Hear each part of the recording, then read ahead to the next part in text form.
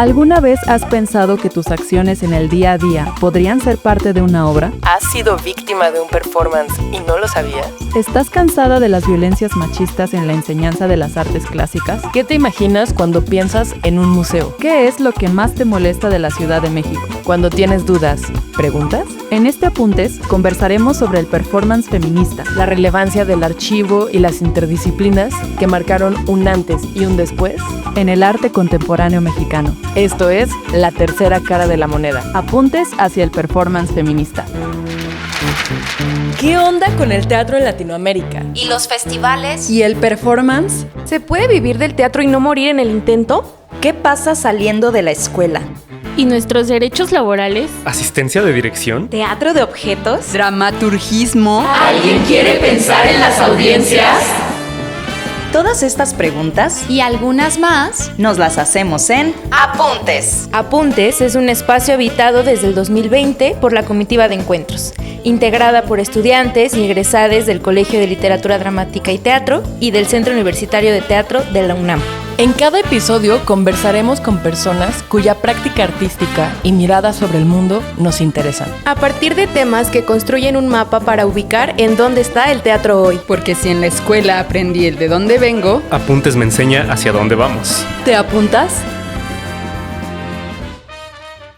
¡Hola! Nosotras somos Azul Heréndira Y Jimena Buenavad. Yo soy actriz egresada del CUT. Escribo y dirijo proyectos interdisciplinarios. Hago teatro y cine. Yo soy arquitecta egresada de la Facultad de Arquitectura de la UNAM y actriz egresada del CUT. Actúo, bailo y hago realización para teatro y cine. Y en el episodio de hoy platicaremos con Mónica Mayer. Mónica Mayer nació en el DF en 1954. Estudió artes visuales en la Escuela Nacional de Artes Plásticas de la UNAM y obtuvo una maestría en Sociología del Arte en Goddard College, en Estados Unidos. Su obra gráfica, sus dibujos y sus performances se presentan desde los 70s en espacios independientes y oficiales, nacionales e internacionales. De acuerdo a diversas publicaciones, es considerada pionera del performance y la gráfica digital en México, y precursora del arte feminista en América Latina. Nos emociona conocer a una artista feminista que trabaja desde la interdisciplina temas complejos que aborda con sentido del humor y sensibilidad. Su trabajo es valioso no solo a un nivel artístico, sino político, pues su desarrollo se pone a la altura de los desafíos de nuestra época. Sus preguntas y sus obras se vuelven una investigación constante por su cercanía con el público y el diálogo que fomenta con todas sus piezas. Bueno, pues es un gusto estar aquí con Mónica Mayer en este primer episodio de la segunda temporada de Apuntes. Yo soy Jimena Buenavad, traigo puesta una playera morada a propósito de nuestra conversación. Pantalón negro con una falda, mis guaraches, 2 trencitas y mi cuaderno de apuntes para no perderme. Yo soy Azul Heréndira, vengo con un vestido negro que me regaló una de mis mejores amigas. Traigo zapatitos de charol y unos calcetines color jacaranda, que me encanta la jacaranda. Y estamos en época de jacarandas en este momento. Y yo soy Mónica Mayer y soy muy, muy vieja, tengo muchas arrugas. Vengo vestida de negro riguroso como artista, aunque traigo mi suétercito como color vino, ¿verdad? Será como para entrar en calor por lo menos con esto. Y tengo el pelo cortitititito, uso lentes y estoy muy contenta de estar aquí. Nosotras también estamos muy contentas de hablar contigo, de conversar hoy. Bueno, y también estamos muy agradecidas de que nos invitaras a tu casa, taller, espacio.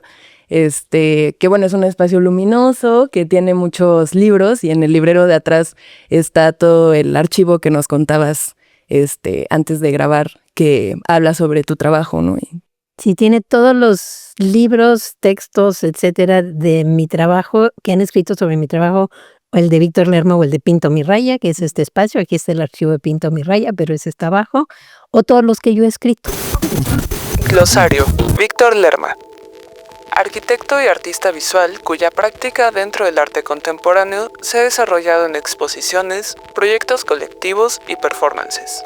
En 1989, con Mónica Mayer, fundó Pinto mi raya, un proyecto artístico independiente que comenzó como un espacio alternativo o galería de autor y que hasta la fecha es una plataforma que organiza proyectos de arte conceptual aplicado y se dedica a la recopilación de archivo. Entonces tiene todos esos materiales, es nuestro archivo personal y es el espacio donde trabajo todo el tiempo. Súper, muchas gracias por recibirnos aquí en este espacio y con emoción quisiera contarles una anécdota de cuando yo era niña, tenía como unos, 8 o 9 años y en ese entonces salía mucho con mi mamá y amistades de mi mamá a eventos culturales en la Ciudad de México. Y fuimos, no recuerdo si estaba en el Centro Cultural Universitario o en el Centro Cultural del Bosque, pero estaba en un centro cultural. Y de pronto estábamos ahí en la explanada y empezó a pasar algo. O sea, como que cambiaron las luces, cambió la atmósfera, la gente se juntó alrededor de algo. Y yo me acuerdo que le pregunté a una amiga mía que tenía igual como unos 11 años, era un poquito más grande que yo. Le dije, ¿qué es eso?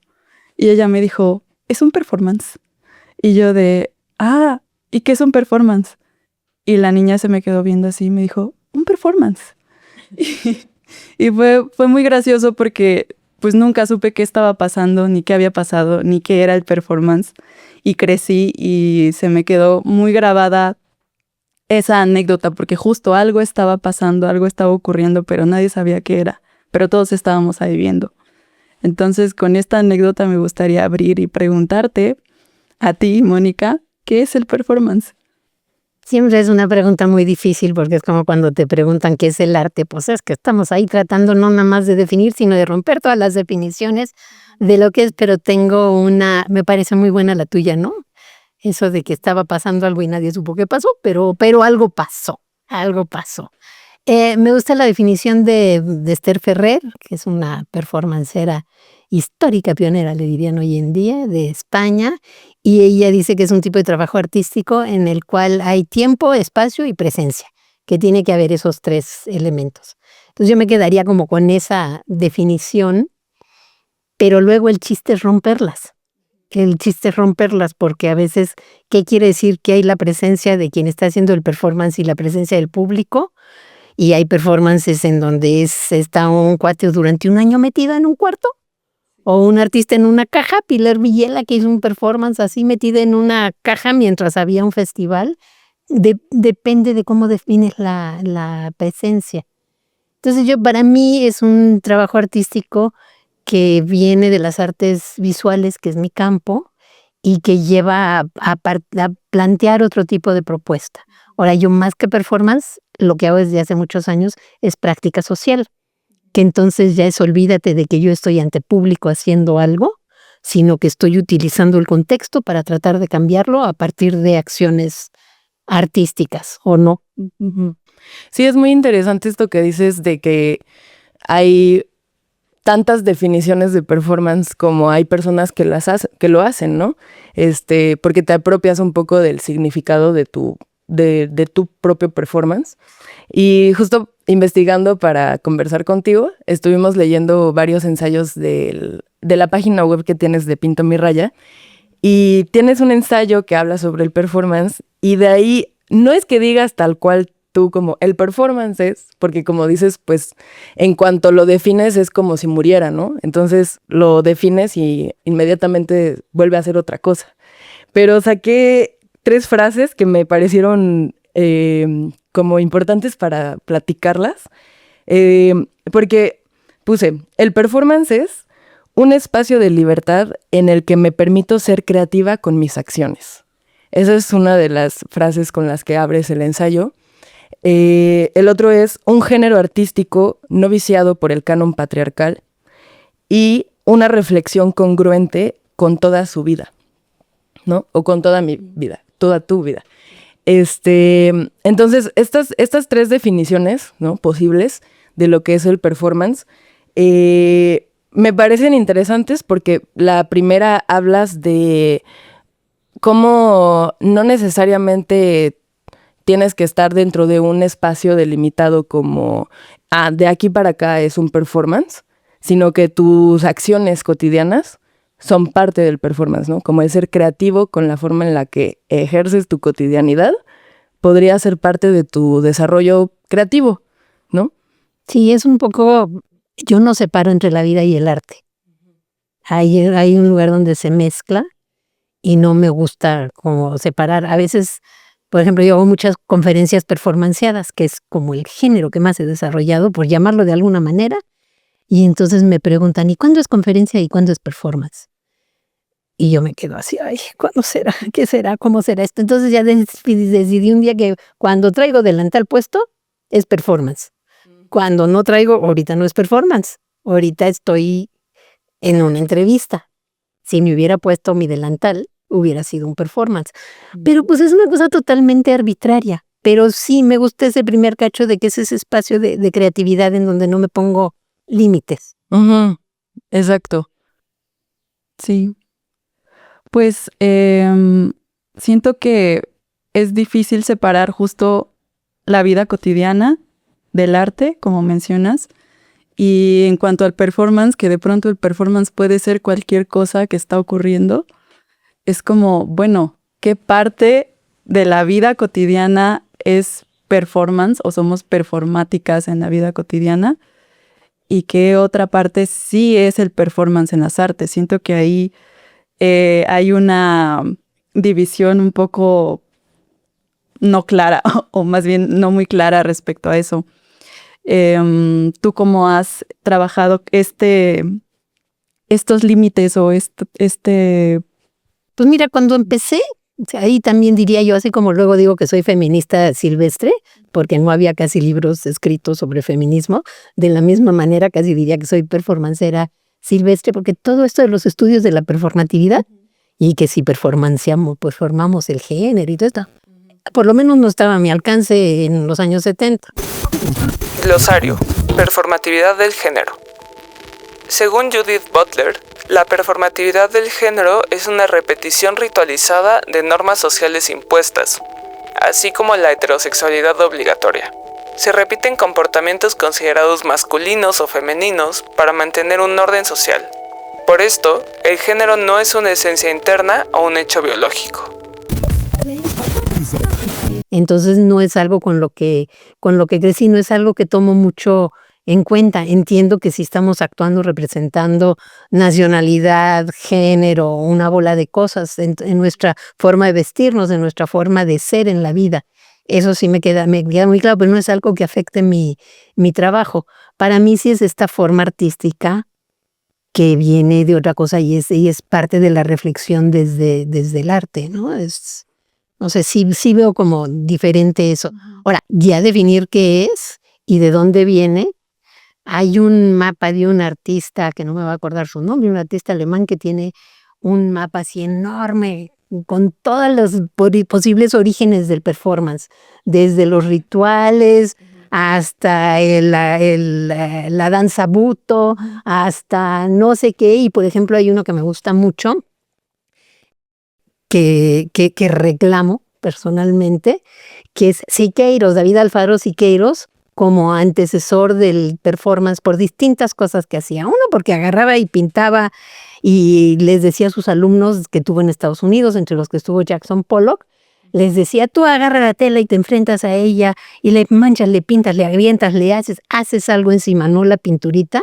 Reverón en Colombia o en Venezuela, ya no me acuerdo, también era un artista que empezaba con todo esto. Y, por ejemplo, empieza a hacer con Leo Matis, el fotógrafo. Siqueiros le gustaba mucho la perspectiva, entonces tiene estas cosas que está así, se ve la mano y el escorzo. Empezó a fotografiarlas antes que pintarlas. Entonces le decía a Matis, oye, tómame una foto así porque yo quiero luego hacer un cuadro así, un mural así. Entonces ya estaba entrando el cuerpo de otra manera. Y cuando está en Estados Unidos y da su taller y esto de mánchale, rásgale, rómpele, aviéntale, después se quedan estudiantes como Jackson Pollock, que ya nada más le mancha, y luego llegan otros artistas que empiezan a usar el cuerpo para pintar, y va como surgiendo de muchos lados el performance, pero me gusta que haya también sus antecedentes desde la pintura muralista mexicana. Se me hace muy irónico, pero muy divertido, ¿no? Que sean también antecedentes ahí del performance, ¿no? Sí, está interesante esa relación que haces como con las y los muralistas y la fotografía, porque también estuvimos leyendo el ensayo de Benjamin del arte en la era de la reproductibilidad técnica y tal vez será muy mencionado ese ensayo en esta conversación,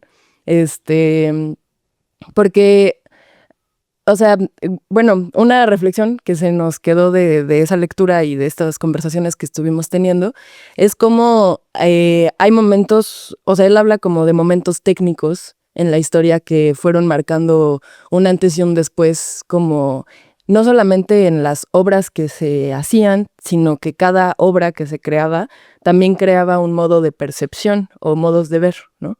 Y entonces, bueno, ¿no? Desde la imprenta, cómo la imprenta empezó a reconfigurar la forma en la que se entendía la literatura o bueno, la propaganda misma, luego la litografía, hasta la fotografía, el fonógrafo, el cine, y bueno, toda esa historia como de desarrollos técnicos que hubo en la historia del arte, como hay un momento donde, o sea, bueno, desde mi punto de vista culminan en que el performance, ¿no? En el siglo XX empieza a marcar un antes y un después en las formas y en los modos de percepción de las colectividades humanas, ¿no? En general, porque empiezan, como dices, a tener relación de la fotografía con el cuerpo, ¿no? Como la mano que dices de Siqueiros en el mural y cómo eso se relaciona con el espacio arquitectónico que decíamos, ¿no?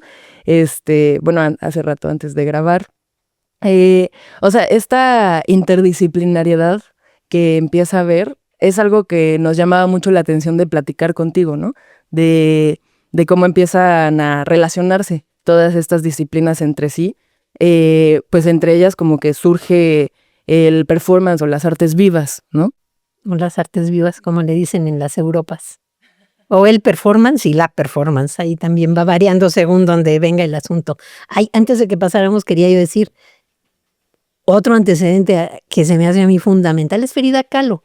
Frida Kahlo está en sus cuadros y están sus fotografías. Sus cuadros son documentación de su performance, que es su vida. Así la veo yo. Entonces es una de las personas que en su manera de vestir, en su manera de hacer, en su manera de ir pensando cómo hacía el trabajo, pues es también, esa no la pusieron. Mis cuates alemanes no pusieron a Frida en su mapa, la tendrían que haber puesto o tendría yo que checar, pero se me hace también un antecedente fundamental, ¿no? Ahí está ya, está vestida así y está su documentación y está como ella se representa. Y su performance es su vida. Ya me fui por otro lado. Pero no, sí, porque, bueno, sobre los muralistas, a mí lo que me llama mucho la atención de ese tema desde la arquitectura es que en su momento llegó aquí el movimiento moderno y empezaron a hacer arquitectura como se hacía en Europa, en Francia, Alemania, que tenían como que sus puntos principales, ¿no? Que la fachada libre, que el material aparente, o sea, que no había que cubrir nada. Y cuando llega a México, aquí sucede un fenómeno interesante que le llaman la integración plástica. Ponen los murales en esos edificios blancos, o sea, donde no había nada. Y lo que me contaban en la carrera de arquitectura es que justo cuando los arquitectos europeos veían lo que habíamos hecho aquí en México con el movimiento moderno, como que se atacaron y dijeron, ¿cómo se les ocurre pintarlo y ponerle esas cosas? Y pues creo que también es algo de performatividad, algo que tiene que ver con nuestra identidad, con nuestro país. Y me parece muy interesante eso también. Sí. Uh-huh. Cada contexto se va adaptando el arte de diferentes maneras, ¿no?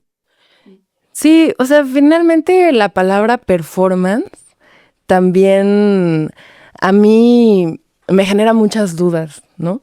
Porque finalmente es un anglicismo que se integra a nuestro léxico y entonces busqué la etimología de performance porque dije, a ver, soy muy clavada de las palabras, ¿no?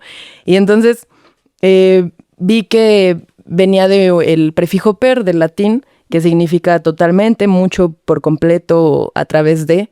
O sea, per, por ejemplo, se de en la palabra perfecto, que es hecho, perfecto, hecho totalmente, hecho completamente, ¿no? Eso significa perfecto. Y formans, que viene del antiguo francés o también del inglés como de furnish, que es proveer, suministrar o equipar de lo necesario. Entonces, performance literalmente significaría algo así como lo que se ejecuta, hace o realiza por completo. Eso está bonito. Está interesante, ¿no? Pero sigue siendo muy ambiguo, ¿no? Y también yo me preguntaba cuál sería una traducción a nuestro contexto, ¿no? O sea, territorializar también, pues que apropiarnos, ¿no? También de la palabra, porque performance, o sea, bueno, es lo que digo, ¿no? Que es un problema que lo seguimos trayendo de una historia ajena, ¿no?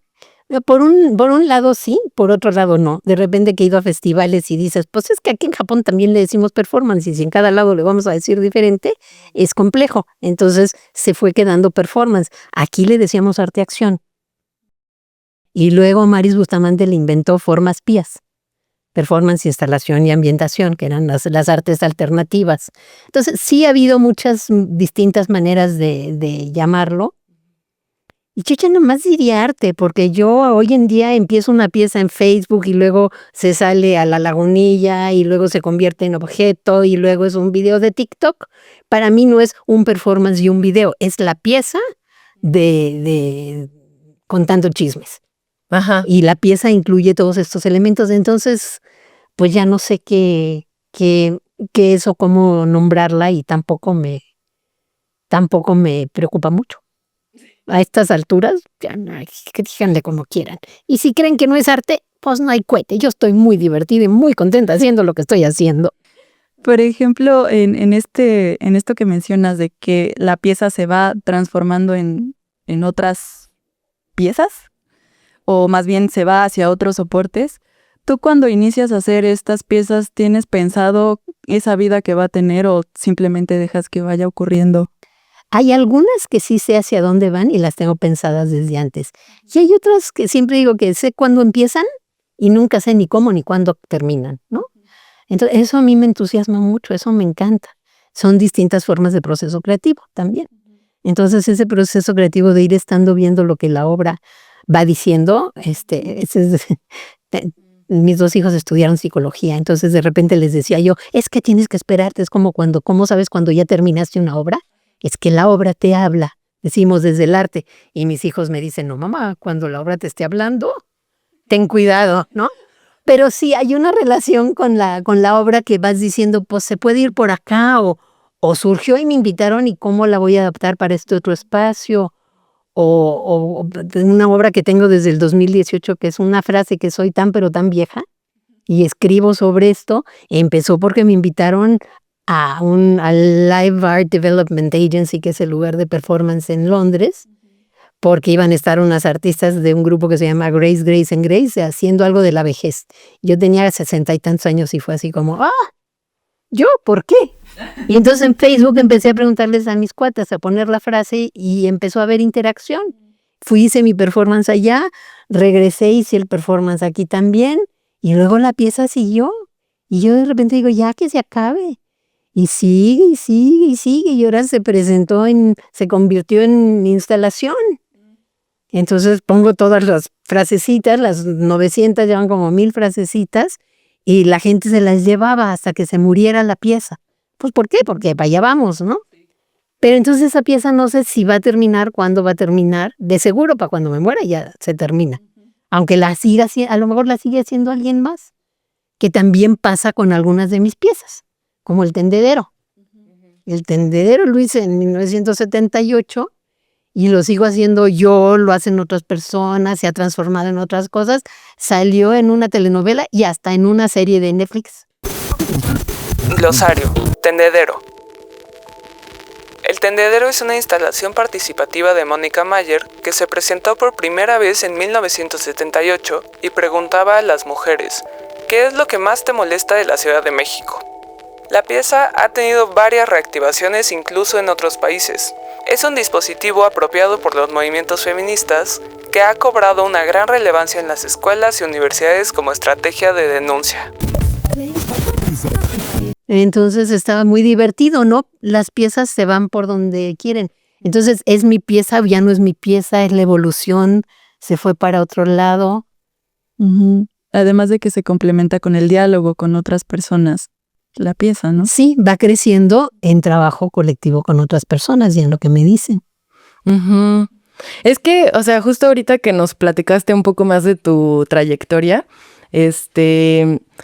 o sea, creo que has explorado y te has movido en muchísimos medios y formatos, ¿no? O sea, como este performance muy famoso de cuando estaba el colectivo de Polvo de Gallina Negra. Glosario. Polvo de Gallina Negra. Este fue el primer grupo de arte feminista de México, formado en 1983 por Maris Bustamante y Mónica Mayer. Su búsqueda se centró en analizar la imagen de la mujer en el arte y los medios de comunicación, estudiar y promover la participación de la mujer y crear imágenes a partir de la experiencia de ser mujer en un sistema patriarcal, basadas en una perspectiva feminista, con miras a transformar el mundo visual y así alterar la realidad. Que le pusieron la panza de embarazada a Guillermo Ochoa, y esa era Televisión Nacional, ¿no? Entonces, creo que eso es bien importante porque, pues, no creo que sea la primera conexión que haga alguien de, el performance se hace en Televisión Nacional. O sea, parece como que la forma y el medio chocan, pero en este caso no. O sea, ¿qué es lo que decías de si mi conferencia es más performática o me pongo el delantal y ese ya es un símbolo para algo también? Pero bueno, o sea, me gustaría que nos contaras un poco, la pregunta es, ¿qué soportes y formatos has explorado? Y lo redactamos así, ¿no? Como soportes y formatos. Yo agregaría y hábitats. Porque, por ejemplo, siempre digo, el hábitat natural de mi trabajo, pues sí son los museos, no tanto las galerías, pero es la televisión, es el radio, es el periódico, es la calle, es unas instituciones, es por todos lados. Entonces va adaptándose la forma al espacio donde se va a presentar. Pero sí pues, he experimentado con... Es que a veces más que he estado en esos hábitats haciendo un performance porque no estaba yo experimentando con la televisión. Alguien como Paula Weiss sí estaba haciendo performance basándose en la televisión y andaba con su cámara grabando videodanza y cosas por el estilo. Entonces eso sí se metió al medio. Yo no lo he hecho, pero hemos hecho, ha sido el soporte, ha sido el medio, el hábitat, ¿no? Entonces, pues de todos, porque publicados de todo tipo lo que se me pongan enfrente, si se me antoja, hago algo para ese lugar. Performances y presentaciones de obra en casas de personas, de todo tipo. Han sido protestas, han sido que se mezclan con la protesta, han sido que son obras activistas, obras que tienen que ver con lo educativo. Pues es el chiste, andar como por todos lados experimentando, ¿no? Sí, es que algo que también platicábamos es que, pues, como cuando la inquietud es más grande, ¿no? O hay un interés, una preocupación, como ahora que mencionaste esto del tendedero, que la pregunta original del tendedero era ¿qué es lo que más te molesta de la Ciudad de México, no? Y ahí es donde yo rescato un poco la etimología del performance, porque en ese sentido tú solamente estabas facilitando un espacio, ¿no? O sea, poniendo las herramientas y las personas estaban libres de interactuar con ella como quisieran, ¿no? Pero también, bueno... Sí, no, porque luego las interrumpía. En ese primero, que no teníamos ni siquiera la palabra acoso y el feminismo, éramos 30 mujeres luchando a favor del aborto y en contra de la violación y no daba tiempo como para sutilezas como el acoso. Participo en esta exposición que era sobre el tema de la ciudad, entonces digo yo, ¿qué es lo que más detesto yo de la ciudad? Y me salí, pregunté y me decían, ¿qué detestas más de la ciudad? Pues la contaminación, el tráfico. Y les decía, ¿y no te choca que te agarren la nalga en el camión? Sí me choca, pon eso. Entonces no es una encuesta y no es una completamente libre Lo interacción. encaminabas. es un trabajo siempre encaminado. Entonces, y sigue siendo encaminado. Ahora trabajo mucho tendederos, doy un taller, cada comunidad, cada grupo define las preguntas, pero sus primeras respuestas van encaminando la conversación. Por ejemplo, en Venezuela había mujeres afro-venezolanas y me decían, queremos poner una pregunta específica sobre las mujeres afro-venezolanas, ¿no? Y les decía yo, no, mejor las preguntas que se amplían, y la respuesta, su primera línea de respuestas es yo como mujer afro-venezolana enfrento esto. Entonces siempre es un poco para tratar de plantear una situación y que se haga lo más claramente posible. Pero, pues sí, es como interesante. Pero luego hacemos obras rarísimas. Ay, perdón, ya yo te digo, a mí nada más soy tan vieja que me dicen buenos días y ya me suelto hablando y ya no dejo ni siquiera. No, para eso estamos aquí. Por ejemplo, Víctor y yo hicimos un proyecto que eso lo llamamos de arte conceptual aplicado, pero guardamos el archivo, que guardamos todo lo que salía en 13, 14 periódicos de artes visuales, porque no había libros de arte contemporáneo.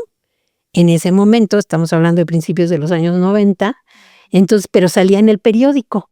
Entonces lo guardamos, son 40,000 críticas de arte y 250,000 notas de entrevistas y demás. Bueno, ¿eso qué es?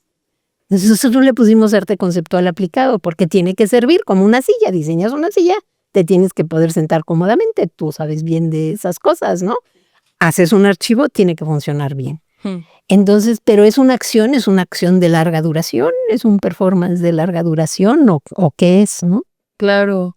Sí, bueno, o sea, ahorita que mencionamos lo del tendedero y estas cosas que te respondían las mujeres que interactuaban con la pieza, bueno, otra de estas frases que extraje de tu ensayo es que el performance es un género artístico no viciado por el canon patriarcal.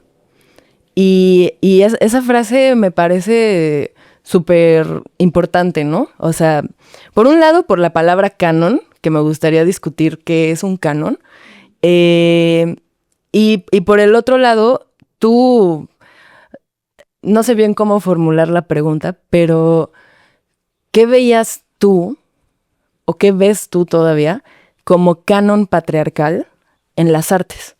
Y lo preguntamos porque queremos identificar, o sea, de pronto es que una replica violencias y replica sistemas de los que ni siquiera es consciente, ¿no? Entonces, creo que si entendemos mejor qué es el canon y por lo tanto cómo se construye o cómo se ha ido construyendo a lo largo de la historia un canon patriarcal en las artes,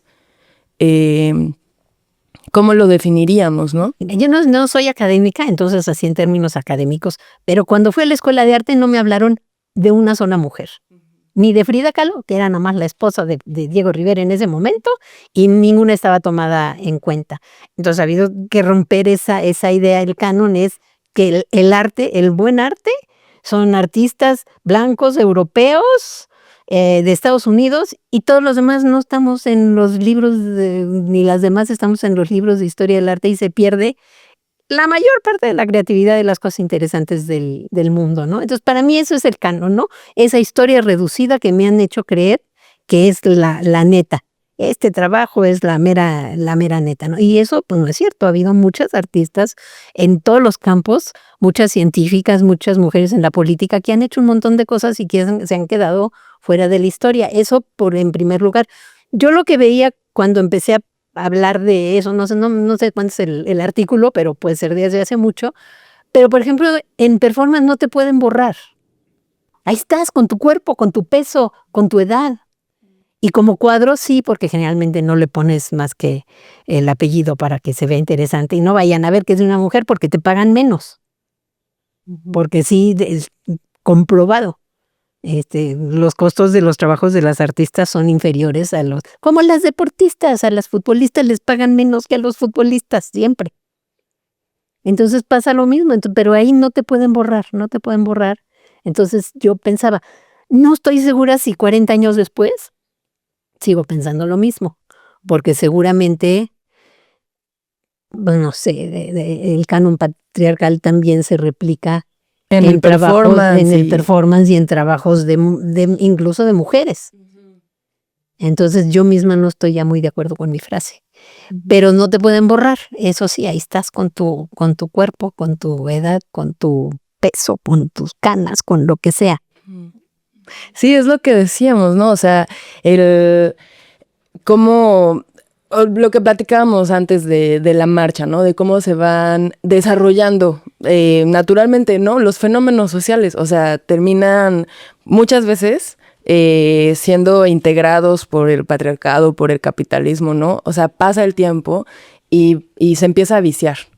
Entonces, es interesante cómo ocurren estas dos cosas al mismo tiempo, que el performance, por definición, tiene 1000 aserciones y en cuanto lo terminas ya es otra cosa, pero a su vez también se empieza a generar un canon dentro de estas vanguardias o dentro del arte contemporáneo, ¿no? Creo que hay que tener cuidado, ¿no?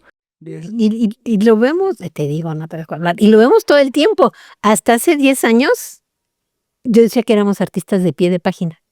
Pues tú ves incluso un catálogo enorme que hizo el MOAC en un principio, la era de la discrepancia, cuando abrieron hace como 15 años, y Polvo de Gallina Negra no está mencionado. Estamos Maris y yo ahí metidas entre alguna, en las fotos equivocadas, no sé qué. No, pues nos dejaron como de pie de página. Textos de performance de amigos míos como Víctor Muñoz en libro francés que hablaba del performance en América Latina. Polvo de Gallina es pie de página.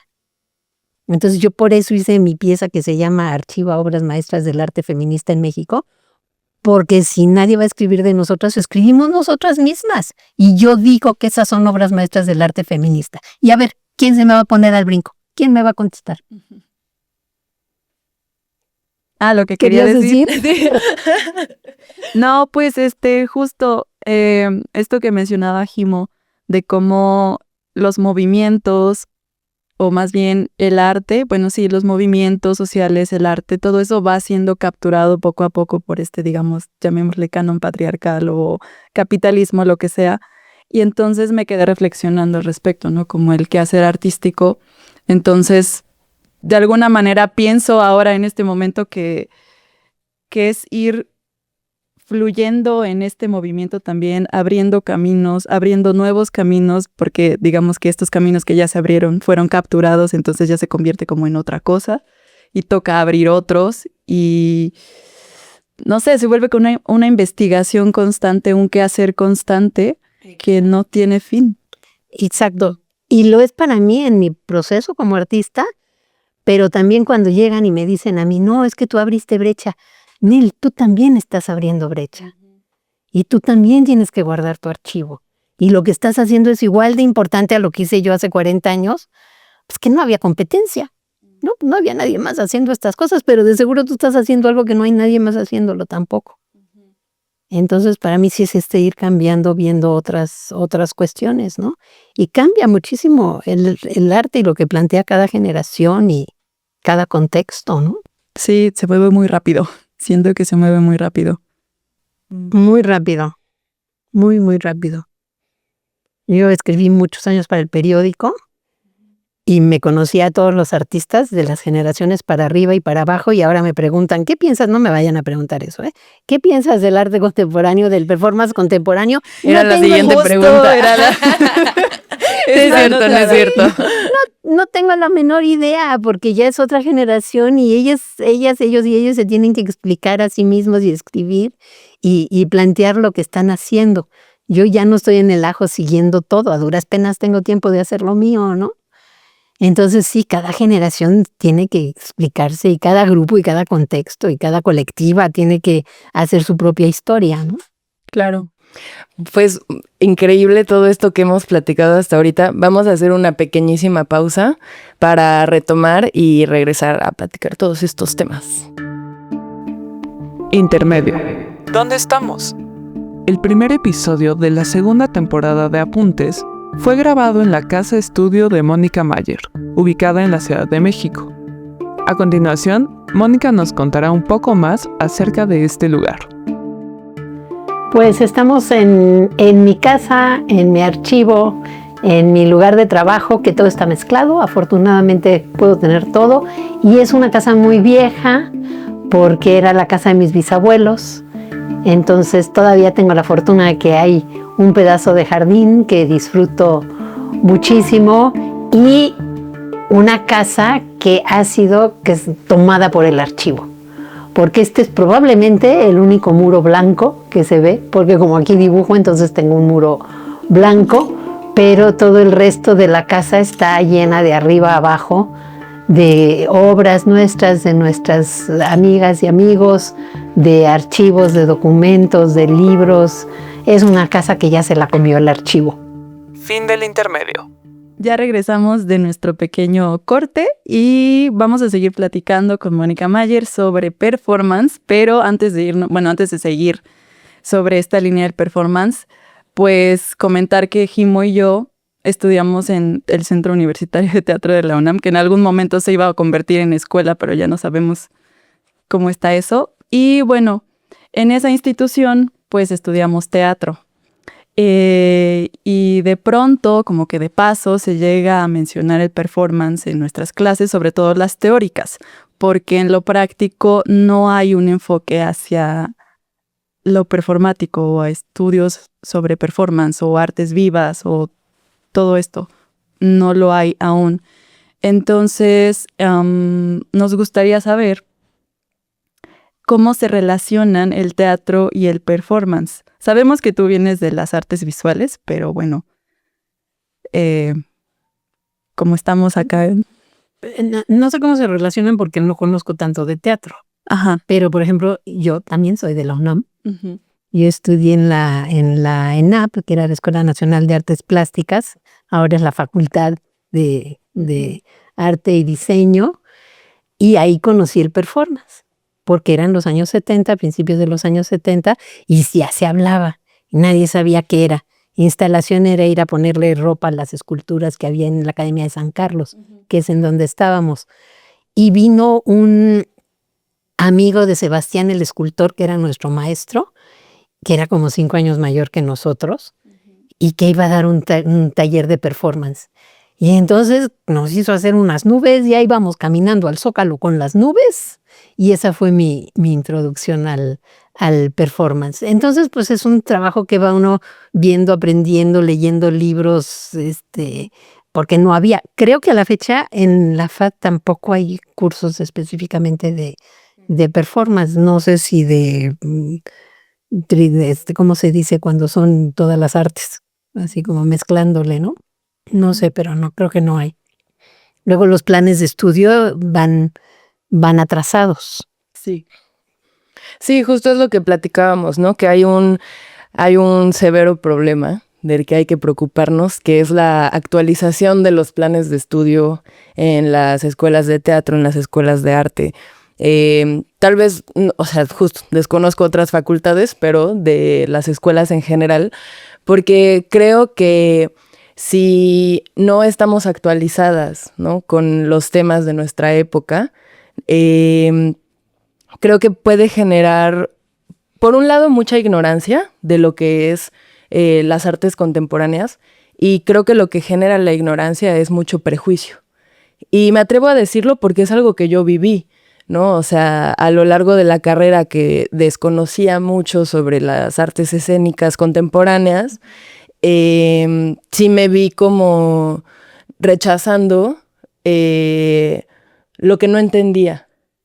Que de pronto era, que también lo platicábamos Azul y yo, ¿no? Como volver accesibles estas acciones performáticas, ¿no? Las callejeras, las que son en los medios de comunicación masivos, lo que es un TikTok en Facebook. O sea, ahora sí que usar los medios que están al alcance para volver accesible la obra al público en general, ¿no? Porque si no, creo que tiene que ver tal vez con el canon y con, pues, la forma de entender las artes como, pues, muy de la historia occidental y patriarcal, de que es muy elitista, ¿no? Y que es la obra maestra que si la entiendes, eres parte de, y si no la entiendes, no. que segrega, que discrimina, ¿no? Entonces, estas obras de interacción que tú trabajas, creo que son la llave para para abrir la discusión, ¿no? Para conversar, incluso desde el no entendí, pero algo pasó en mí, porque yo participé también, ¿no? No fue un de allá para acá, sino que yo me lo pregunté, agarré el papel, cargué la nube, o sea, todas estas cosas, ¿no? Me estaba acordando ahorita que desde el performance muchas veces hay el prejuicio de desde el arte en general, yo no le explico al público porque el arte es universal y se tiene que entender, y si es un performance en la calle, que agarren lo que crean. Yo fui periodista 20 años, a mí sí me interesa el público. Tuve programas de radio, a mí sí me interesa el público. Entonces, una vez que pasó el cometa Cojutec, o no sé cuál fue, fuimos al espacio escultórico porque los astrónomos habían tenían mamparas y explicaciones, y entonces de repente veo ahí hoyos negros y me acerco a los astrónomos y les digo, cuéntenme de los hoyos negros. No me trataron como estúpida, me explicaron de los hoyos negros, hablaron conmigo. Si tú vas a un museo, vas a un performance, vas a algo así, te tratan como deberías saber esto, y si no, no lo entiendes. Entonces yo empecé a hacer una serie de ejercicios me voy a ir al béisbol que nunca he ido a ver de qué se trata este ritual. Pues se trata de comer hot dogs, porque no ves nada, está re lejos, ¿no?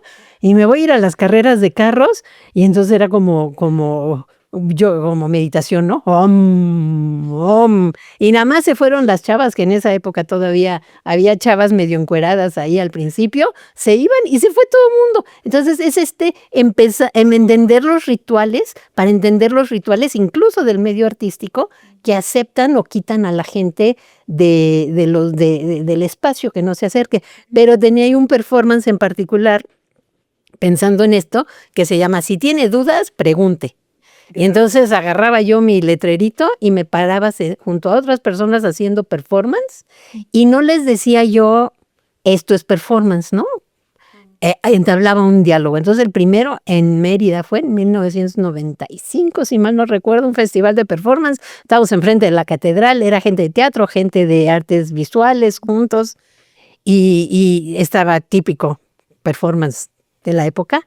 Tina, chavo encuerado, haciéndose ahí quién sabe qué, porque es como, digo que es como el deporte, como en la gimnasia olímpica, que tienes que cruzar de aquí a acá y de acá a acá. Entonces, encuérate, cuélgate y córtate. Ese es performance, ¿no? Como lo entendemos luego. Sí. Y entonces ahí estamos, y yo con mi letrerito, y pasa un señor indigente y se para y me dice, pues, ¿qué están haciendo? Y yo le digo, pues, ¿qué ve usted? Me dio una explicación, el agua, la luna, la diosa de la luna, una cosa maravillosa. Entonces, para mí es entender lo que está también el público viendo del trabajo. La gente de arte llegaba y me decía, ¿existe Dios? Cosas así. Ay, no sé, manito, no tiene que ver con esto, ¿no? Pero hablar con la gente pasó en es que me gusta mucho esa anécdota, se las cuento. Nos fuimos a la playa y había una chava con su falda desnuda del torso, con pinzas de ropa, caminando hacia el mar. Y entonces yo estaba como donde estaban las palapas, y de una señora, son narcos satánicos, quién sabe qué. Generalmente no le digo al público lo que debe pensar o no, pero ese día le digo, me puse en plan de, ya me emociono aquí, me puse en plan de señora, y le digo, a ver señora, ¿qué está usted viendo? No, pues una chava que se pone. ¿Y por qué cree usted que una joven como ella se pondría pinzas en donde le duele? No, pues quién sabe, que ya se calmó. Pero es una pieza que disfruto mucho porque es interactuar con el público, ¿no? Está bien bonito que en esta acción que tú haces de ponerte si tienes dudas, pregunte, ¿no? Porque, o sea, ahorita que contabas la anécdota, cuando llegaban a preguntarte, es muy interesante que tú no les respondías, les preguntabas de regreso, ¿no? Uh-huh. Y es que eso siento que reconfigura mucho la forma en la que entendemos las artes, que es que la respuesta está afuera, ¿no? Sino que yo como espectadora soy la que va a completar la obra. Sí. Uh-huh. Sí. Y de la misma manera me encanta dar visitas guiadas. Uh-huh. Ahora todas las expos que hago están viajando por universidades, porque me gusta el público universitario y las ideas diferentes que traen, ¿no? Y estoy como pensando en así hacer cosas en TikTok y en Instagram y hasta en Facebook, que ese es más como de viejitos, pero hasta en Facebook, ahí llevo muchos años, pero precisamente para poder entablar un diálogo con generaciones más jóvenes y ver en qué les interesa y en qué rollos andan, ¿no? Se me hace más divertido que con los de mi generación.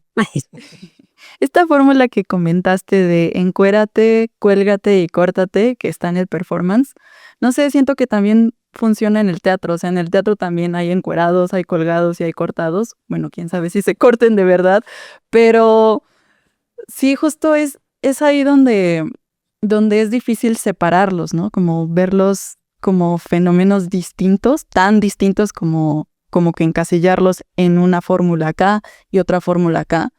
O sea, no es más bien como que sigue todo mezclado. Pues no tendríamos por qué estar separados en las escuelas y estar separados en todos lados las manifestaciones artísticas. Y yo creo que en ese sentido, bueno, la universidad lo que te da es que estás con gente de tu generación que está interesada en lo mismo que tú estás haciendo, que puedes enterarte de cosas históricas gracias a tus maestras, maestros y maestres, y que ya tienes ese grupo con quien investigar. Yo mi carrera fue en el Café Moneda, que ya no existe, por cierto, el Café Moneda, pero era donde nos juntábamos y platicábamos y veíamos qué estábamos haciendo y estábamos inventando cosas que no fueran córtate, cuélgate y encuérate. Está ¿no? bueno el manifiesto. Para cambiarlo, sí. Nunca me he encuerado en un performance. No soy performancera. Nunca me cortaré en un performance. No soy performancera. ¿Cuál era la otra? Córtate, cuélgate menos, ¿no? Menos, ¿no? No, a mí me da risa ese tratar de meterlo. A mí me interesaba como prensa, me interesa como artista los que son diferentes, los que me plantean otro punto de vista. Los que tienen relación con su contexto, no con esta historia del teatro o del arte que pues por ahí nos ha venido, ¿no? Uh-huh. Oye, y como, bueno, estoy relacionando esto que dijiste del contexto, ¿no? De ponerte en contexto.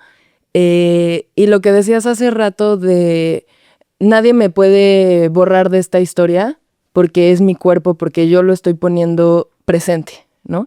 Entonces, quería platicar un poco sobre tu trabajo de archivo y documento que me parece súper relevante, ¿no? Dentro de tu trayectoria y de la historia en general, porque es muy loco cómo el performance, las artes escénicas, se mueven como dentro de lo vivo, ¿no? Desde lo efímero. O sea, ocurre, termina, y quien lo vio, y quien no, ya no lo vio.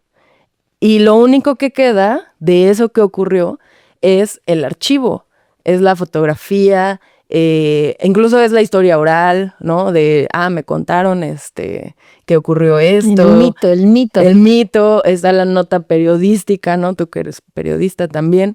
Entonces, bueno, es que se me hace, lo relaciono porque hay personas que defienden sostener lo efímero de las artes escénicas, ¿no? Lo he escuchado más en el teatro, ¿no? Como el teatro, su relevancia es que no se puede privatizar. Nadie se puede adueñar del teatro.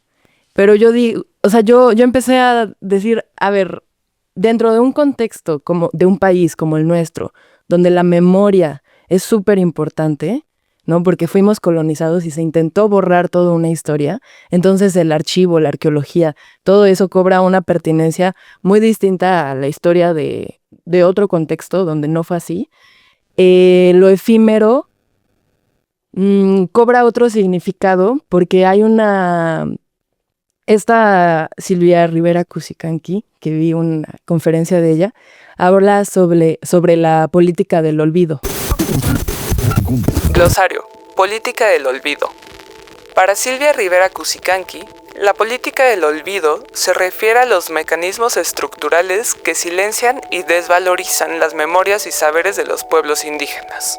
Entiende el mestizaje como la negación de lo indígena bajo una falsa homogeneidad, denuncia cómo el colonialismo interno opera físicamente mediante la desvalorización y propone la historia oral y la memoria colectiva como herramientas de resistencia y descolonización. ¿No? Y de cómo la colonia ha hecho un esfuerzo por borrar, o el patriarcado, ¿no? Como decías hace rato, no hablar de las mujeres en la historia del arte, no hablar sobre nuestra participación. Entonces, el archivo cobra otra relevancia de memoria política. Entonces, quería que nos contaras un poco sobre este proyecto que tienes de archivar, de Pinto mi raya. Yo creo que para Víctor y para mí siempre ha sido muy claro, porque lo de Pinto mi raya es entre Víctor Lerma y yo, que es mi pareja en la vida y en el arte, desde hace 50 y pico de años. Y siempre ha sido interesante como mujer artista y como artistas latinoamericanos, porque tampoco como latinoamericanos estamos en esa historia.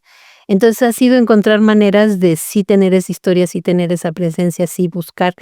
Para mí era muy importante. Yo estudié en la Escuela de Arte Feminista después de la carrera aquí, que no acabé. Me fui a estudiar una escuela alternativa de arte feminista que había.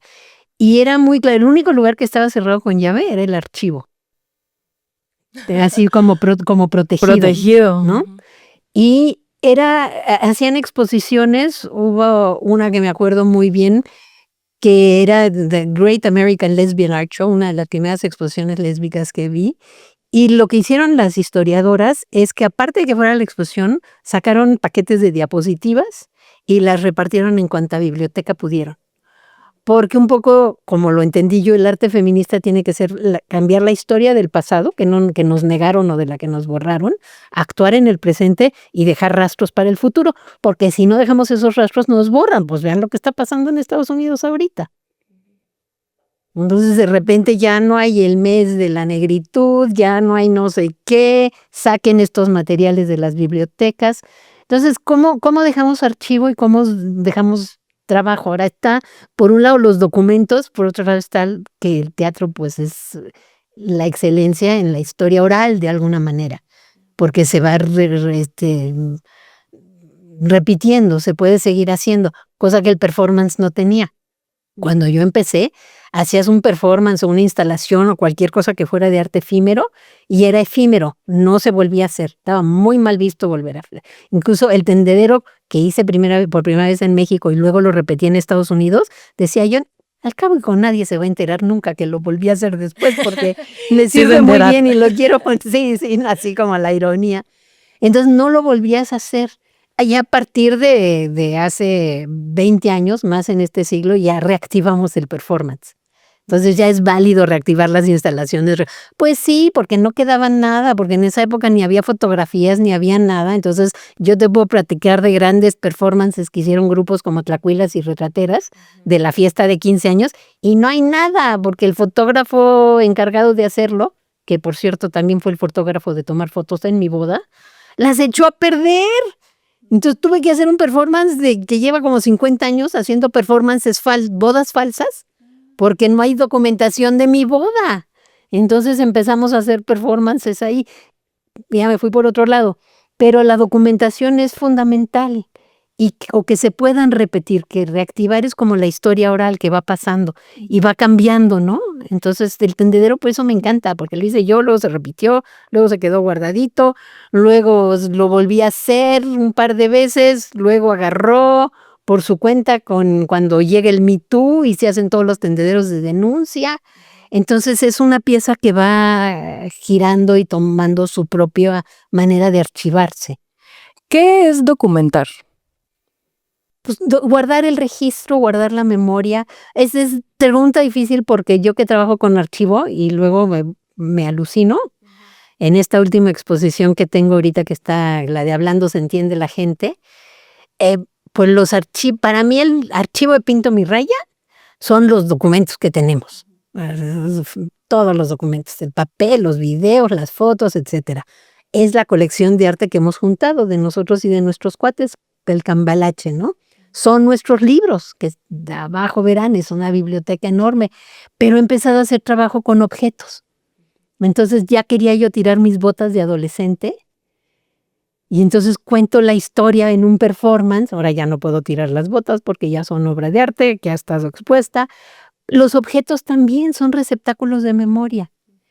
Entonces para mí es maravilloso. Pongo, esta es una jarrita que me dio, que era de mi mamá y la usó toda la vida, y cuando se murió yo me la quedé y ahí me hacía Víctor el café siempre, y luego ya se le hizo un hoyo por abajo y ya la convertí en maceta, y alguien me responde, pues yo tengo la olla que era de mi abuelita y que se la quedó mi mamá y que se le hizo un hoyo y que ahora es maceta. Entonces para mí el archivo también son esos objetos que guardan nuestros recuerdos y nuestra memoria. No es una definición muy tradicional de lo que es un archivo. Pero el otro día hice un performance en el jardín. Mis plantas también son importantes para mí. Entonces está la yuca que plantó mi abuela. Ese fue un performance para una persona, nada más para mi amiga Katnira Bello. Y podría hacer más. Y entonces hablamos de performances que se han hecho aquí en el jardín, y hablamos de cosas que han pasado, y hablamos de esta planta y la otra planta, y esa llegó huerfanita, y es también lo que nos rodea. Entonces para mí es ese contacto con la memoria. Y quizás tenga que ver con que estoy tan vieja y se me olvida todo. Este trabajo de archivo vi en Pinto mi raya, que justo hablabas de que te pedían en algunos museos exponer sobre alguna de tus piezas, y entonces tenías que entrar al archivo, seleccionar, hacer todo un trabajo para presentarlo en los museos. Y justo más allá de esa primera, digamos, problemática para presentarte en un museo, nos gustaría saber, o sea, es que concebimos los museos como espacios muy patriarcales, Jimo y yo, como muy estructurados, con una serie de reglas muy rígidas y pues también con una curaduría patriarcal. Entonces, ¿qué otros retos, además de ese trabajo de archivo para presentarte, ya a nivel institucional, encontraste cuando tuviste que entrar a exponer a museos? El primer tendedero que hice, teniendo 24 años, fue en el Museo de Arte Moderno, lo cual me ayudó a creérmela como artista. Luego expusimos en Bellas Artes, que nos invitó el maestro. Entonces, nunca he tenido bronca con exponer en el museo, pero, por ejemplo, tuve hace como 10 años una exposición en el MOAC, pero la curadora fue Karen Cordero, la historiadora de arte feminista, que conozco de toda la vida porque estuvo en el grupo Tatuilas y Retrateras, que surge de un taller que doy yo en la Escuela de Arte. Entonces, pues ahí nuestro planteamiento era, por ejemplo, una exposición para nosotros no es un fin, sino un medio. Yo no expongo para que estén colgadas las cosas ahí bonitas, sino para que a partir de que están ahí yo puedo hacer cosas. Entonces doy 50 y tantas visitas guiadas, hacemos una mesa redonda en la que invitamos a las académicas de la UNAM y a las activistas de la UNAM a que se sienten a hablar con nosotras, pero hacemos un montón hicimos, por ejemplo, empezamos como reactivación de mi pieza Archiva, que son estas fichas sobre mujeres artistas que se asumen como feministas en México. Hicimos la primera editatona. Me puse en contacto con las personas de Wikipedia, empezaban a hacer las editatonas, que ya llevamos 10 años haciendo. O sea, para mí el compromiso no se acabó hace 10 años que se acabó la exposición. Seguimos haciendo editatonas y subiendo información a Wikipedia de mujeres. Entonces es como otra visión y cómo rompes con las reglas. Archiva, por ejemplo, di una conferencia en el MOAC y luego les di la obra, que es y también en el Museo de la Mujer, que tampoco tenían nada sobre mujeres artistas, tenían sobre mujeres, pero no de mujeres artistas, les regalé una de esas, son como esas que están ahí, carpetitas con todas las fichas. Y entonces, por ejemplo, a mí me gusta, metes la obra y la metiste al archivo, pero es obra. Entonces, obra o es archivo, o qué es, ¿no? Pero ya se metió al museo. Entonces, me gusta ese juego de romper también las reglas, cuestionar las reglas del museo. El museo con lo feminista y con el tipo de trabajo. El tendedero, se quedaron con mi tendedero que reunió 10,000 respuestas en el MOAC, que se han analizado, estudiado, etcétera, por Mónica Benítez, una académica de la UAM. Entonces, toda esa pieza se la doné al museo. El tendedero está en 5 museos que lo he donado, porque esa pieza evidentemente no la vendo. porque es el dolor y la experiencia de las mujeres. Pero entonces se la llevan a España y allá se rehace el tendedero. ¿Y ahora qué? ¿Esas son de su tendedero o no son de su tendedero? Entonces, ¿qué hace un museo con una pieza que crece? Los metes en unos pedos gachos. Y eso me gusta, me divierte mucho, ¿no? Sí. ¿Qué va a hacer? O les digo yo, mando instrucciones a otro que está en Indianápolis. Lo van a presentar, pero me tienen que mandar toda la información que salga de archivo de esa pieza. Me escriben en determinado momento y me dicen, es que el tendedero va a estar 1 año. La cantidad de cosas que se van a generar es muchísima. Entonces me gusta jugar con el museo también y ponerlo ahí en jaque. A que escriban. A que escriban, a que todas vean las respuestas durante 1 año. ¿Qué van a hacer, no? Sí. Es que el archivo pues nunca acaba. O sea, el archivo se va haciendo conforme va ocurriendo la historia, ¿no? Y quien la va guardando y quien la sigue, pues trayendo al presente. O sea, es que yo diría que el archivo es traer al presente.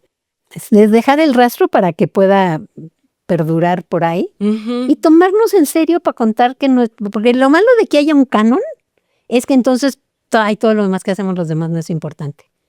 No, todo lo que hacemos, cada persona es importante y hay que guardar esos archivos, ¿no? Entonces eso es lo que me parece a mí como fundamental. Y ya les dije que nuestro archivo lo vamos a quemar. No. ¿Por qué? Porque somos performanceros. No. Esa parte no estaba ahí, de quémalo también. ¿Es en serio? Mira, en determinado momento nuestros hijos, que serían los que tendrían que hacerse cargo del archivo, nos dijeron, si ustedes no tienen resuelto para cuando se mueran, nosotros lo quemamos. Y nosotros, ¡ah! ¡Qué padre! Ahí en el patio del Museo de San Carlos. Y hasta le dijimos al director, dice que sí, que sale, porque conocemos las historias de horror de los archivos. Los que no están abandonados nunca los se vuelve una tumba. Se vuelve una tumba que se llena de hongos. Entonces conocemos todas las historias de horror de los archivos, de que nos quieran dar 2 pesos por el trabajo de una vida. A que lo quieran donado y esté ahí, no lo cuiden y no se active, lo quemamos. Y ya, y entonces va a ser mito, ni documento. ¡Ay, los archivos, estos locos, artistas locos que quemaron su archivo! Más lo van a querer. Más lo van a querer, pero sí, porque también le dejas la bronca de un archivo personal. Yo veo cómo sufren los herederos de archivos y las herederas de archivas. Sufren mucho porque pues no era tu bronca, ¿no? Es que esto a mí me conmueve porque, o sea, me gusta que en toda esta plática o bueno, en toda esta investigación que hemos tenido, como que todas las conclusiones a las que llego y siento que de pronto entra otra respuesta. Es como, pues también, o sea, no sé si me explico, como que siento que las respuestas son muchas y varias y todas al mismo tiempo. Como esto que decimos, ¿no? O sea, la importancia del archivo, de la memoria política, de recordar, de leer, pero también por otro lado, pues lo vivo y lo que se quema y que también, o sea, entender el archivo pues como lo que contarán tus hijos de que, sí, quemaron el archivo y de pronto esa historia se vuelve archivo y todo el tiempo es maleable pues, o sea, las definiciones que hemos dado son maleables, el archivo es maleable y me gusta mucho esto que dijiste de la obra como un proceso o como una etapa del proceso, ¿no? Como un paso más para dejar de entender la obra de teatro, la obra visual o de cualquier disciplina o interdisciplina en la que nos estemos moviendo, como parte de un proceso para dejar de entenderla como producto, como algo final, como algo que ya se acabó, porque eso sí es matar una obra, acabarla. Sí. Sí, cuando dices hasta aquí llegó, ¿no? Uh-huh. Hace rato hablabas de cómo presenta uno el trabajo. Tenemos una pieza que es la frase, yo no celebro ni conmemoro guerras, que la hicimos en el 2009, antes del centenario de la Revolución y el bicentenario, y entonces nuestra postura era eso. Fue serigrafía que se donó por el Museo de la Estampa, una carpeta que hicieron a muchos museos del mundo, ¿no? fue una bandera que se puso en Casa del Lago, fue una frase que no sé qué, fue una bola de cosas así, pues eso ¿cómo lo replanteas? ¿Cómo lo vuelves a armar? A partir de la memoria. Pero bueno. Oye, y ahorita que estamos hablando de Pinto mi raya, hay una parte en la página donde está la semblanza de Pinto mi raya y hablan de todo de esta trayectoria. Y te queríamos preguntar por un párrafo que tienen que nos llamó mucho la atención, que dice que si Pinto mi raya es un proyecto independiente, pero sin prejuicios, para trabajar con todos los miembros del sistema artístico, que seguramente no es redituable, viable o sustentable, pero que le apasiona tanto como cuando al echar un voladito, la moneda de pura chiripa, cae de canto su tercera cara. Ese párrafo, justo queríamos preguntarte, ¿cuál es esa tercera cara de la moneda que tú has encontrado a lo largo de tu trayectoria, también en mediar entre la institución, lo alternativo, lo visual con lo escénico, lo que permanece, lo que es efímero, o sea, porque oscilas, ¿no? Entre todos estos polos. ¿Cuál es esa tercera cara? Es lograr sostener el trabajo a lo largo de los años, que te siga divirtiendo y poder seguir haciéndolo, incluso de un tema que no hemos hablado, que es la precariedad en el arte, en lo de ustedes y en lo nuestro, que eso va a afectar todo, ¿no? Pero el proyecto no era viable, el de Pinto mi raya, de guardar todo lo del archivo, pero es cuando cae la moneda así, y entonces estamos así en ay, me voy, y es difícil de mantener, pero es lograr hacer lo que uno quiere. Por ahí tengo otra pieza que se llama El Tratado de la Amargura, que me da mucha tristeza la gente que o no se atrevió a estudiar arte o lo que quería o lo abandonó. Y digo yo, aunque sea 1 hora a la semana, pero si es tu pasión, hazla. No tienes que ser artista de museo, no importa. Es hacer lo que realmente nos apasiona y nos divierte, ¿no? Entonces esa es la tercera cara de la moneda. Ay, me emociona mucho esto porque pues justo a veces tenemos que trabajar en cosas que no tienen que ver con el arte para seguir adelante y justo ese momento de esfuerzo de decir voy a dedicarle tantas horas a la semana o voy a dedicarle estos minutos que tengo en el día a esto que quiero hacer, que quiero presentar, creo que eso es muy valioso, sobre todo en estos momentos. Bueno, siempre lo fue seguramente, pero ahora que personalmente siento que está como que muy complicado, creo que sí, la tienen peor, ¿eh? No, mi generación entramos a la universidad y teníamos plaza y teníamos prestaciones y todo. A ustedes les ha ido de la fregada. Tienen todo mi apoyo moral. Sí, luchemos por gracias. eso. Luchemos por eso. Porque caiga de canto la moneda. Sí, que caiga de canto. De chiripa. Sin que haya trabajos que paguen. Uh-huh. Totalmente.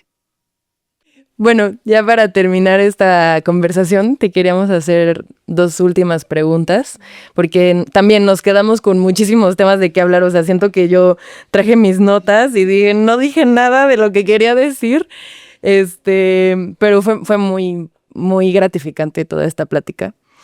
Y te quería preguntar si ha cambiado tu postura o tu relación con el feminismo a lo largo de todos estos años. Ay, es interesante. Yo creo que mi postura personal no, porque yo desde un principio, yo era niña popis del Pedregal, en un momento en que todo era la izquierda y era la lucha de clases. Entonces, la única opresión desde la cual podía yo asumirla como propia era la de la mujer. Y desde ahí, con respeto, ver todas las demás. Porque yo además creo que el feminismo, si no se acaban con todas las opresiones, no sirve de nada que logremos el triunfo del feminismo.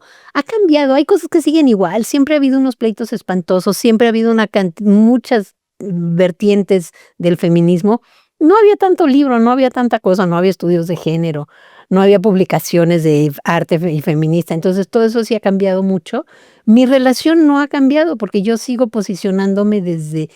Veo que hay discriminación en este campo, veo que todavía no se habla de las mujeres artistas, veo que hay muchas temáticas que estamos experimentando.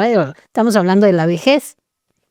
porque no soy la única artista feminista que ya llegamos a viejas y estamos hablando de estas temáticas desde otro punto de vista. Entonces no ha cambiado, yo sigo asumiéndome como feminista y estando muy feliz como feminista, aunque veo que hay unos pleitos ahí espantosos. Entonces ya digo, yo soy feminista silvestre. Yo crecí antes de que hubiera distintas discusiones, empecé como feminista y me asumo como feminista silvestre, ¿no? Uh-huh. Y ahora, por último, ¿qué es lo que más te molesta de la Ciudad de México? Ay, esa está... Bueno, ya me molesta todo. Ya soy tan vieja que ya me molesta todo de la ciudad. Salgo y cada vez hay edificios nuevos, un gentío. Es difícil porque quizá ahora va a sonar contradictorio, pero me molesta que no hayamos resuelto las cosas y tenga que haber vagones de hombres y de mujeres. Entonces eso me molesta mucho, porque además me tengo que ir en el vagón de hombres porque voy con Víctor. Pero me molesta porque no estamos haciendo lo debido. Vas en el metro o vas en el metrobús y las imágenes son de mujeres medio encueradas en los videos. No hay una cosa que apoye para que disminuya el acoso. Y entonces te bajas y el acoso sigue igualito. Y está peor, ¿no? Pero no me voy, es mi ciudad. Yo aquí nací y aquí me gusta. Siempre digo que en otra época yo no fui, ya ves que la gente dice fui Cleopatra, fui no sé qué. Yo fui árbol. Yo que aquí están las raíces. Qué bonito. Pues muchas gracias, Mónica. Muchas gracias por esta plática. Yo me la pasé muy bien, la disfruté mucho y agradezco a la cátedra también y a todos ustedes. Sí, muchísimas gracias por toda esta conversación. Me quedo con muchísimas ganas de seguir platicando. Y pues nada, igual, gracias a la cátedra, a ti, Azul, por todo este tiempo. Y a ti, Mónica, por el tiempo y la atención que nos diste. No, ya fascinada. Se los agradezco a ustedes, a todas. Esto fue Apuntes. Gracias por acompañarnos en este episodio. Esperamos lo hayas disfrutado. Apuntes es un programa realizado por la Cátedra Bergman, Teatro UNAM y la Filmoteca de la UNAM, en colaboración con el Centro Universitario de Teatro y el Colegio de Literatura Dramática y Teatro de la Facultad de Filosofía y Letras. Este podcast se realiza con el apoyo de la Coordinación de Difusión Cultural de la UNAM. Este episodio se hizo gracias al apoyo de Isabel Toledo, Isadora Oseguera Pizaña, Amelia Correa, Camila Sánchez Mejorada, Juan Meliá y Angélica Moifa. Agradecemos profundamente a Mónica por abrirnos las puertas de su casa taller y ser la sede de este episodio. Agradecemos a todas las mujeres feministas pioneras del arte contemporáneo, a las vanguardias del siglo XX y a la comitiva de encuentros. Para preparar nuestra conversación con Mónica, nos empapamos de todo el contenido disponible en la página de Mónica Mayer, pintomirraya.com. Leímos el ensayo La obra de arte en la época de su reproductibilidad técnica de Walter Benjamin. Algunos fragmentos de la tesis El performance no es teatro de Losha Tamayo Márquez. Vimos la conferencia de Silvia Rivera Cuchicanqui, Historia oral, investigación, acción y sociología de la imagen en fronteras educativas. La comitiva de encuentros de Apuntes está conformada por Azul Erendira, Han, Isa, Jimena, Leonardo, Lizzy, Majo, Paulina, Rosa, Sara y Sofi. Apuntes es nuestro granito de arena para pensar en el futuro del teatro. Uno en el que las jerarquías no nos dominen. Y en donde es posible romper las brechas entre escuelas y generaciones. Para hacer del teatro de hoy un teatro deseante, amable y amoroso con quienes lo practicamos y miramos. ¿Te apuntas?